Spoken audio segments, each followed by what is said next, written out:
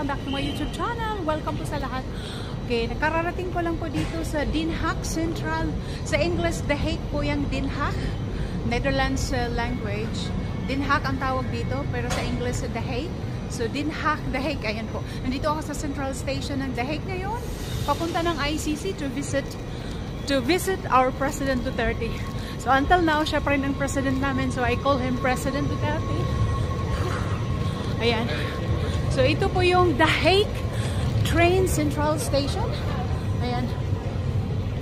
Very organized talaga ang Netherlands. Ayan po yung train.